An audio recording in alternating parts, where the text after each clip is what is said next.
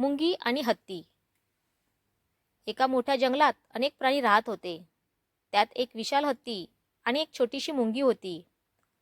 हत्ती जंगलात सर्वात मोठा आणि बलवान प्राणी होता आणि त्याला त्याच्या शक्तीचा खूप अभिमान होता.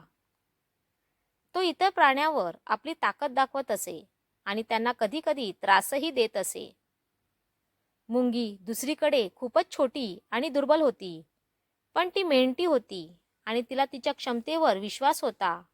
एके दिवशी हत्ती आणि मुंगी यांची भेट झाली. हत्तीने मुंगीला पाहून हसत विचारले, "अरे मुंगी, तू इतकी छोटी आणि दुर्बल आहेस. तू माझ्यासारख्या विशाल आणि बलवान प्राण्यापुढे काय करू शकशील?" मुंगीने विनम्रपणे उत्तर दिलं, "हो, मी खूप छोटी आहे, पण मी मेहनत करते आणि मला माझ्या क्षमतेवर विश्वास आहे. मला माहीत आहे की प्रत्येक प्राण्याचं स्वतःचं महत्त्व असतं." हत्तीने मुंगीचा उपहास केला आणि तिला कमी लेखलं. काही दिवसांनी हत्तीला जोरात तहान लागली. तो पाण्याच्या शोधात जंगलात फिरत होता. हत्तीने पाहिलं की एका झाडाच्या पायथ्याशी एक छोटासा तलाव आहे, ज्यात स्वच्छ पाणी होतं. हत्ती त्या तलावाजवळ गेला आणि पाणी पिण्यासाठी खाली वाकला. तलावाजवळ असलेल्या झाडाखाली मुंगी आणि तिचं कुटुंब राहत होतं. हत्तीच्या पायांनी झाडाच्या आसपासची जमीन हादरली आणि त्या हालचालीमुळे मुंग्या घाबरल्या. त्यांनी हत्तीला सावधगिरीने पाहिलं.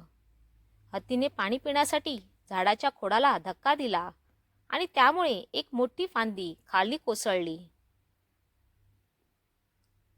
मुंगीच्या कुटुंबाला धोक्याची जाणीव झाली. मुंगीने तात्काळ निर्णय घेतला आणि ती हत्तीच्या पायावर चढली. तिने हत्तीच्या कानात चावा घेतला. हत्तीने जोरात आरडाओरडा केला, कारण तो चावा खूप तीव्र होता.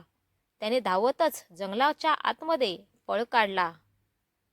मुंगीने हत्तीला शिकवलं की ताकद आणि आकार नेहमी सर्व काही नाहीत. ती छोटी असली तरी तिची किंमत आहे. आणि तिने हत्तीला त्याच्या गर्वाच्या घरातून बाहेर काढलं. हत्तीला त्याच्या चुकीचा पश्चाताप झाला. तो मुंगीकडे परत आला आणि तिची माफी मागितली. त्याने मान्य केलं की प्रत्येक प्राणी कितीही छोटा किंवा मोठा असो, त्याचं स्वतःचं महत्त्व असतं. मुंगीने हत्तीला माफ केलं आणि त्यानंतर त्या दोघांनी चांगले मित्र बनून एकमेकांच्या मदतीने जगातलं आपुलकीचं आणि सहकार्याचं उदाहरण दिलं. ही गोष्ट आपल्याला शिकवते की प्रत्येकाचं महत्त्व आहे. कितीही छोटा किंवा मोठा असला तरी आपली ताकद आणि आकार कधीही गर्विष्ठपणे वापरू नका. सहकार्य, आदर आणि नम्रता हे खरे गुण आहेत, जे खऱ्या शक्तीचे प्रतीक आहेत.